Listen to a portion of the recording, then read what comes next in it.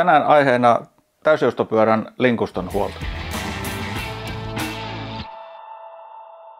Niin morjesta. Tämmöisessä täpärissä on luonnollisesti vähän enempi huoltokohteita kuin jäykkäperässä. Eli tässä kun on tämä niin sanottu linkusto, joka mahdollistaa sen takapyörän jouston, niin siellä on sitten laakereita, voi olla ihan pusliakin, mihin voi syntyä välystä tai kulumaa. Ja niin kuin tapana on, niin jos niihin ei puututa ajoissa, tehdä ennakoivia huoltotoimenpiteitä, niin sitten siellä saattaa ollakin jo pahempi vika kyseessä kohta. Eli sitä pyörää kannattaa seurata, että ilmestyykö sinne minkäännäköistä niin kuin väliä joko pystysuunnassa tai sitten sivuttaissuunnassa. Nämähän usein on sellaisia asioita, että kun tuon pienikin välys tulee yhteen niveleen, niin se ikään kuin kertaantuu sitten tässä mekanismissa. Toinen hyvä rutiinitoimenpide on laskea iskarista paineita pois vaikka puoliväliin siitä, mitä se normaalisti on, ja ottaa pyörä pois telineeltä, jolloin me saadaan tämä pyörän joustovara niin kuin käyttöön. Me voidaan sitä tässä kokeilla, että kuinka se käyttäytyy. Jos sieltä löytyy jotain pykälää tai muuta, niin tietää, että siellä voi olla sitten vähän isompiakin ongelmia. No, näitä linkustoja luonnollisesti on monennäköisiä ratkaisuja, riippuen siis ihan pyörän rakenteesta, käyttötarkoituksesta, suunnittelijasta ja niin edespäin. Vähän muodistakin. Ja tässä on niin kuin laakeroidut nivelet niin kuin tossa ja sitten täällä, missä tämä koko takakolmio lähtee runkoon nähden keikkuun. Ja täällä on sitten vaan niin kuin puuslat iskarin päässä ja sitten täällä takana. Mutta tämä nivel täällä on kyllä niin pahassa paikassa. Näkyy vähän paremmin tältä toiselta puolta pyörää. Eli tässä kohtaa on tämä nivel, missä voi olla vaikka tupla laakerointi. Mutta jotta me siihen päästäisiin käsiksi, niin meidän täytyisi irrottaa siis kammet, etuvaihtaja, koska se nivel on täällä vaihtajan takana. Katkaista vaijeri, koska se kulkee tämän putken lävitte. Katkaista takavaihtajan vaijeri, koska se kulkee täällä sisällä. Irrottaa takavaihtaja, jarrut ja niin edespäin. Eli mä en niin kuin siihen nyt lähde, koska siellä ei mitään oireita ole. Mutta katsotaan näillä laakereilla se periaate, mitä näille on tehtävissä. Mä irrotan tästä nyt kiekot ja ketjut ensin, niin on vähän helpompi käsitellä.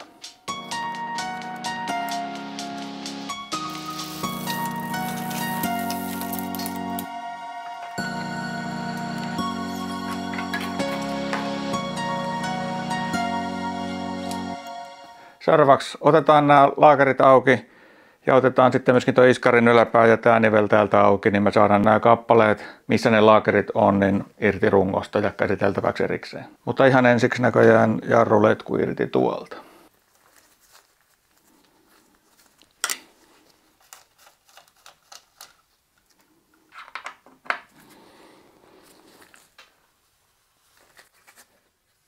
Sehän on niin kuin käytännössä kaksi vaihtoehtoa, mitä tässä on tehtävissä. Jos siellä on oikeasti välystä, niin laakeri on vaihtokunnossa. Nyt kun ei semmoista havaittu, niin mä ajattelin, että mä rasvaan nämä vaan uudestaan. Mulla ei mitään erikoistyökalujakaan tähän vaihtohommaan, millä ne puristetaan tuolta irti, eikä niitä laakereitakaan, eli kuvittelen selviäväni rasvauksella.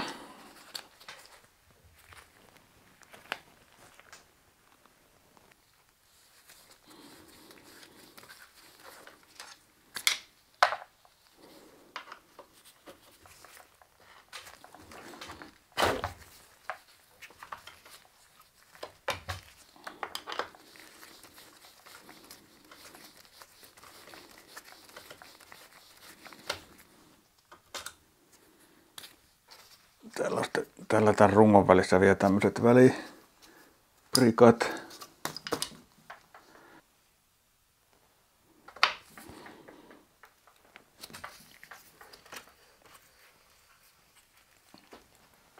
Hetkinen. Tässä lähtikö nyt tää meidän ruuvi vaan työntään kauemmaksi, eli pultti ei aukeakaan tänne suuntaan.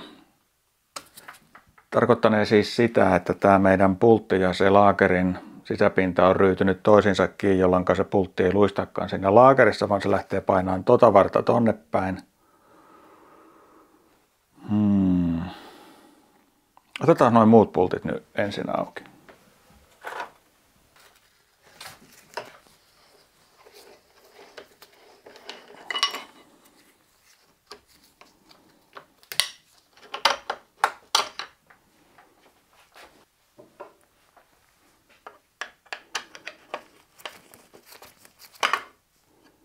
Täällä on taas tämmönen rikko välissä.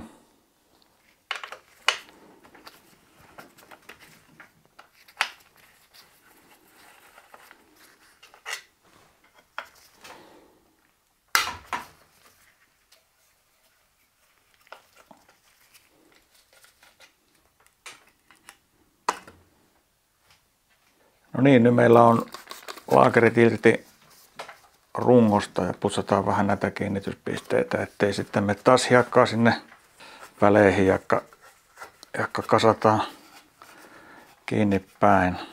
Tää on tosiaan toteutettu puslilla, tää pää täällä ei ole laakeria.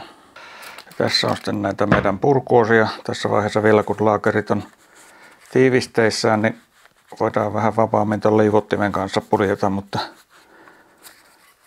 kohta kannattaa olla vähän varovaisempi. Myös nämä kaikki pultit, missä on tuo tasainen osa, mikä tavallaan sen laakerin kohdalla on, niin kannattaa hyvin putsata liasta, jotta sitä ei sitten viedä siihenkään väliin.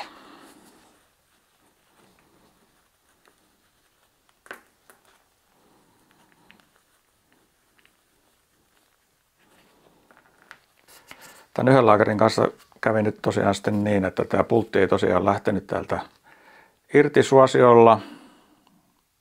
Sitä voisi väkivallan koittaa painaa, jolloin mahdollisesti sitten tämä koko laakeri irtoaa tästä haarukasta, mikä nyt sinänsä ei ole mikään isompi ongelma, mutta siinä on kuitenkin vaarana se, että jos me väkivaltaa käytetään, niin tämä laakeri saattaa vaurioitua, ja kun mulla ei mitään varalaakereita ja muuta, niin mä en taida siihen nyt ruveta. Tässä nyt kuitenkaan ei ole mitään niin kuin vikaa, tämä rullaa tosi nätisti.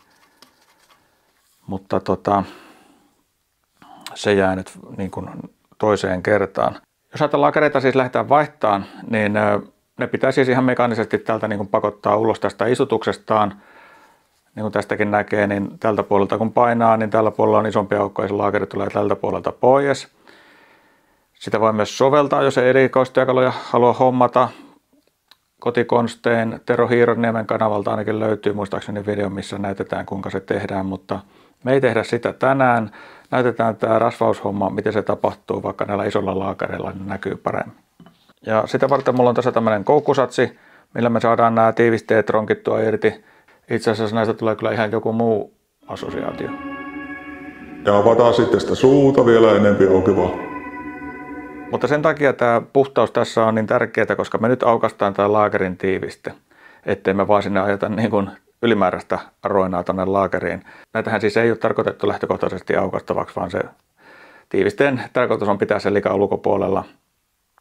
Joten sitä ei kannata myöskään niin kuin turhan päin tehdä, ihan niin kuin varmuuden vuoksi usein. Mutta tällainen, kun pyörällä on ajettu eikä siinä mitään vielä vikaa on, niin voi olla ihan hyvä tavallaan niin kuin iän jatko tälle laakerille, että me käydään lävitse katsomassa, minkälainen se on ja tarvittaessa voidellaan. Eli tämä tiiviste lähtee tästä kyllä tämmöisellä terävällä piikillä. Ei ollenkaan niin kuin pahalta näytä minun silmääni. Sitten toiselta puolelta sama.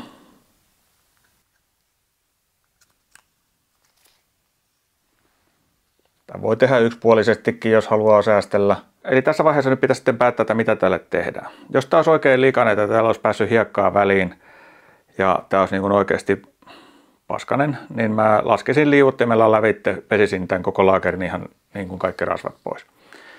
Nyt kun tämä mun silmäni näyttää aika hyvältä, niin mä pistän notkeita voiteluainetta ja tavallaan huuhtelen sillä tämän vanhan kuivuneen rasvan tästä pois, niin liivotin on kumminkin aina voitelun vihollinen, niin ei ole sitten semmoista kuivattamis-haihduttamisongelmaa ja ristiriitaa siinä. Tässä on tämmöinen Shimanon ketju- ja kaapelivoiteluaine, joka ei muuten ole mun mielestä kaksista, niin laitetaan sitä tonne ja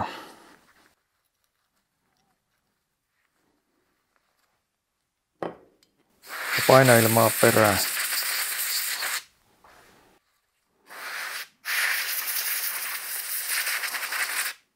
Niin, nyt se alkaa olla muuten puhdas. Tossa on jotain syöpymää tuossa kohtaa, ei siis kuulissa eikä vastakappaleissa, vaan tuossa kehikossa, mikä pitää noita kuulia paikallaan, mutta ei me nyt siihen lähdetä puuttumaan.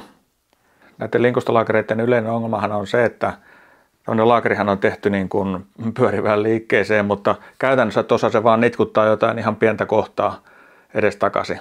Eli se laakeri ei pääse niin kuin oikeasti töihin edes kunnolla. niin se on tavallaan näiden se perusongelma. Putsataan sitten nämä tiivisteetkin valmiiksi. Niin sitten voidellaan toi laakeri.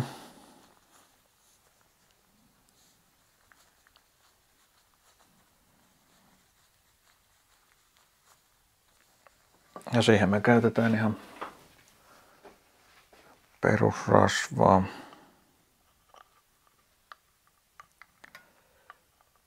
Tämän kanssa ei ihan kannata liioitella, ei sitä nyt tarvitse niin paljon laittaa, että se pursuaa.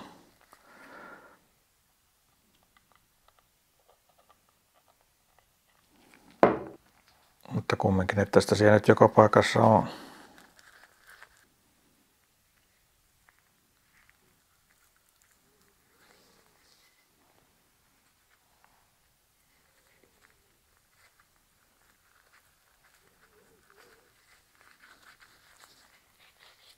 Jes, eli nyt meillä on herkkä puhdistettu voideltu laakeri.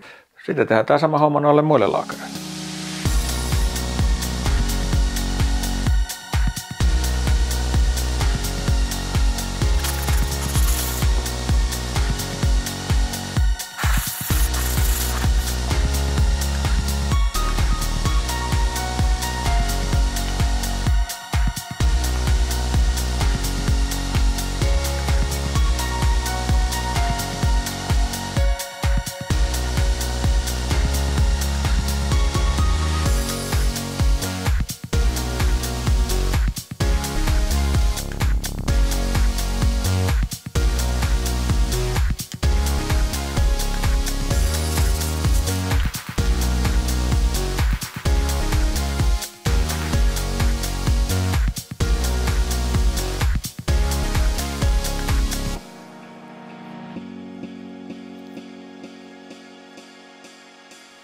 Niin, nyt ne 3 laakeria on vaihdettu. Tämä yksi mä yritin sitä vielä vähän liottaa tällä VD40, että jos se lähtisi irti, mutta ei se kyllä lähde.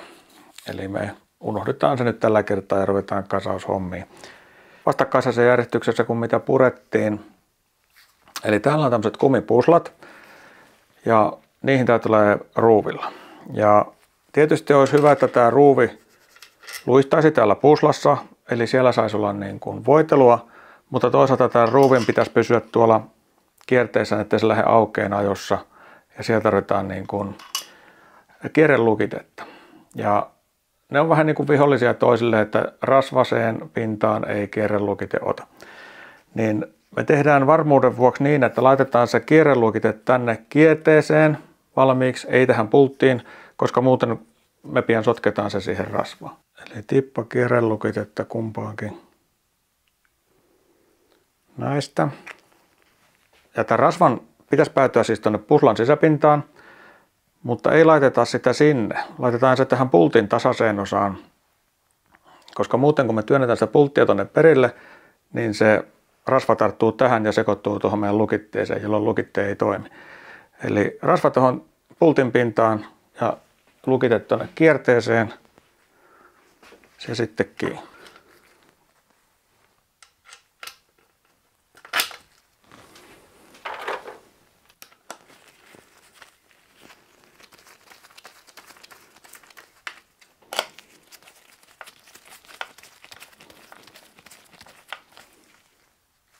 Laitetaan tämä meidän murheenkryyni seuraavaksi, eli lukitetta tippa kierteeseen. Sitten meillä on tämä aluslevy, joka tuli tonne väliin. Nyt ei päästä voitelemaan tota kohtaa, koska se on ryytynyt kiinni.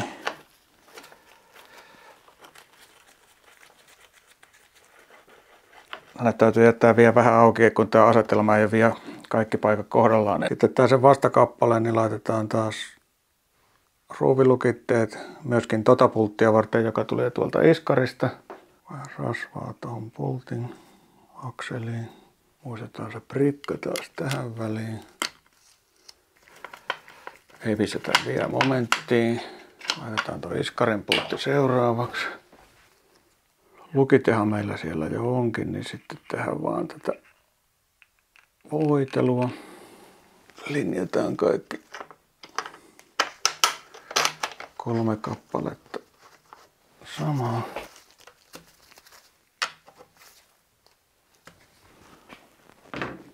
Sitten ruuvilukitteet tänne molemmin puolen. Näin muttereihin rasvaa. Mennään siellä nämä prikat tältä välistä. Onneksi on tuossa pöydällä nuo osat suht järjestyksessä, niin huomasin edes tässä vaiheessa, vaikka on tietysti aikaisemminkin voinut huomata, mutta ennen kuin kierrelukitteet kuivu. Täytyy ottaa tuota auki sen verran, että mä saan sen pujotettua sen prikan sinne väliin, kun kerran unohtuu. Noin. Nyt tämä uudestaan kiinni. Ja nyt me voidaan kiristää nämä 4, kun tämä asetelma on tässä kasassa, niin siihen 13 Nm, mikä on ohjeistus.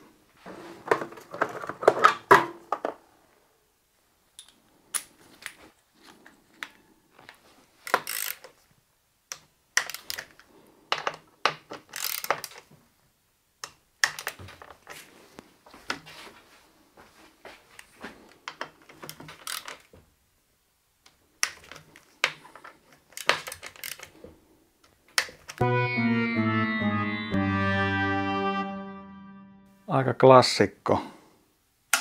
Jarruletko on väärällä puolen tätä, mutta onneksi sen saa vielä nämä aukaisemalla, kun ei ole lukitteet vielä pahasti kuivun.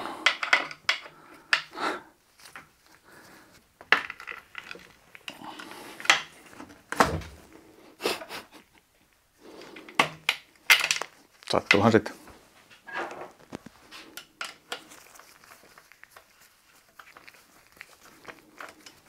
Huomasin tuossa, kun oli tuo pidikkeen ruuvi vielä tuossa pöydällä, että ai niin, sekin vielä.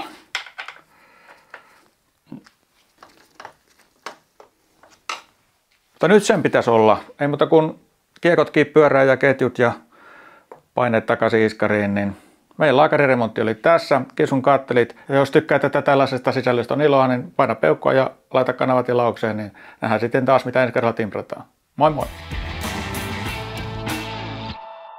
Edetään päinvastaisessa järjestyksessä kuin purkaessa, eli kokeillaan kuinka paljon tämä kestää heittää lattialle. Semmoinen varmuustoimenpide.